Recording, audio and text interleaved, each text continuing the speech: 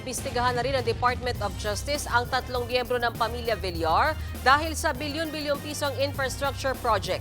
Ang kontratista raw kasi niyan, pinsan ni Senator Mark. Ang Independent Commission for Infrastructure naman, ipatatawag na rin ng senador para sa sarili nilang investigasyon.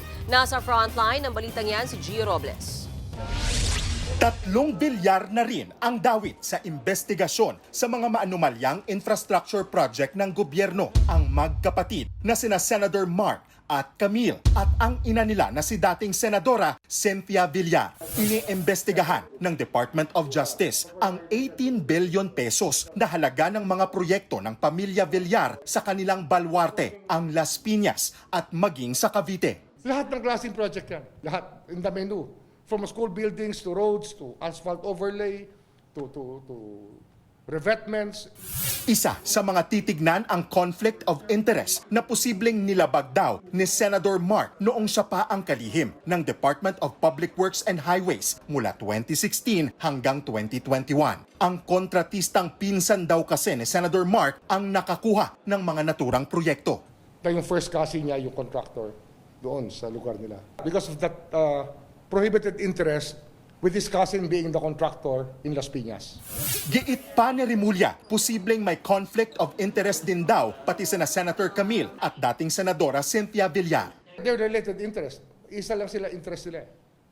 Isang relationship lang yan. Diba? Isang family lang yan. First degree of consanguinity to the fourth degree of consanguinity. Diba? Or third degree pa. From Cynthia to the contractor is third degree. Sakaling mapatunayang may conflict of interest nga, ayon sa DOJ, ay malinaw na paglabag ito sa Code of Conduct and Ethical Standards for Public Officials at Anti-Graft and Corrupt Practices Act. Wala pa namang pahayag ang pamilya Villar. Bukod sa mga Villar, nasa 200 mambabatas, dati at kasalukuyang opisyal ng gobyerno at iba pang kontratista ang iniimbestigahan ng DOJ. Kasama dyan yung mga tinatawag na kontratista o mga congressman na kontratista pa. Ayon kay Remulla, 67 na ang napatunayang mga kontratista. Ang mas nakakabahala pa ayon sa kalihim. Everybody knows about it in Congress. I don't know if that's known to them or it's just the impunity of it all. That people don't care anymore if it's against the law because no one's going to run after them, they think. Posibleng madagdagan pa raw ang bilang ng mga iniimbestigahan ng DOJ. Samantala, kinumpirma rin ng Independent Commission for Infrastructure na kabilang sa mga nakapilang imbitahan nila sa kanilang investigasyon ay si Senator Mark Villar. That's a possibility, yes. Because he was a former secretary of the DPWH, right? And we'll let you know when we will be inviting Senator Villar. Nakapila ring imbitahan ng ICI si dating House Speaker Martin Romualdez habang naipadala na ang imbitasyon para kay dating Senate President Cheese Escudero.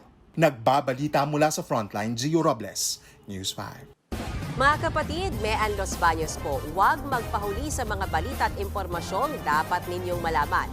Para sa mas malawak na balitaan at diskusyon, mag-follow at mag-subscribe na sa social media pages ng News 5.